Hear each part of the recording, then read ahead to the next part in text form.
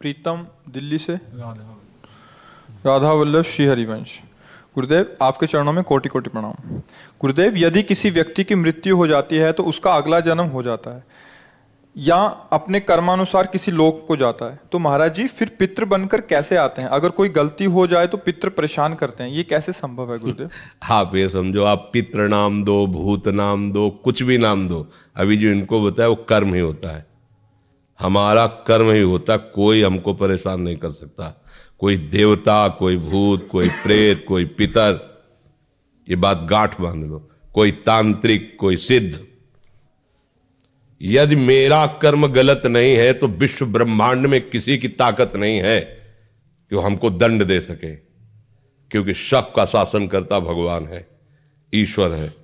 अगर कोई अपने तप का प्रभाव भी करना चाहे, मान लो तपस्वी है, तो बीच में आके खड़ा हो जाएगा, बिल्कुल वो भजन नहीं करता पर वो निष्पाप है, उसने अपराध नहीं किए, तो किसी न किसी रूप में भगवान आके खड़े हो जाएंगे, उसकी रक्षा कर लेंगे।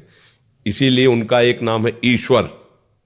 संपूर्ण जीवों का शासन उनके हाथ में है और सब जगह विराजमान है। यार मैंने तो भगवान को पुकारा ही नहीं, लेकिन मेरा सब काम बन गया।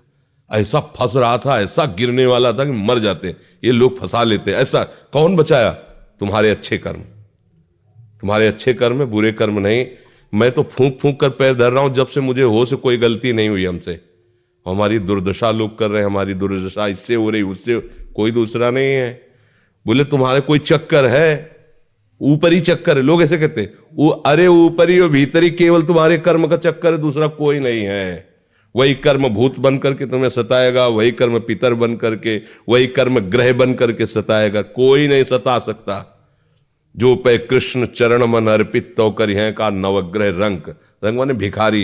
ये भिखारी नवग्रह तुम्हारा बाल बांका भी नहीं कर सकते यदि कृष्ण चरणारविंद में चित्त लगाए हो, और सब ग्रह तुम्हारे अनुकूल है और प्रभु से तुम विमुख हो, तो कोई तुम्हारी रक्षा नहीं कर सकता।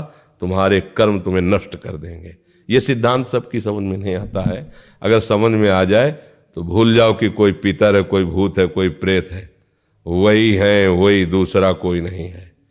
वही तुम्हें दंड देने के लिए कभी भूत बन जाते हैं, कभी मृत्यु बन जाते हैं, कभी नाना प्रकार की घटनाएं बन जाते हैं। और इसीलिए उनका भजन करोगे तो असली रूप में आपको मिलेंगे। प्रेमानंद स्वरूप, महान सौंदर्य समुद्र, करुणा समुद्र। वही नहीं कहते जो विमुख है, अधर्माचरण करता है, उसके लिए मैं काल रूप भयंकर हूं। भगवान ही कह रहे, मैं उसके लिए भयंकर रूप हूं। देखो, भगवान का ही एकमात्र स्वतंत्र साम्राज्य है। वही बनने वाले, वही बनाने वाले हैं। बस सावधान होकर उनका भजन करो, कोई कुछ नहीं कर सकता। जब आप मान्यता करोगे कि पितर हैं, भूत हैं, तो उस रूप में मिल जाएंगे। जाकी रही भावना जैसी, और आप बिल्कुल मान्यता हटा दो कि जो भी नाम रूप है हमारे प्रभु के ही हैं।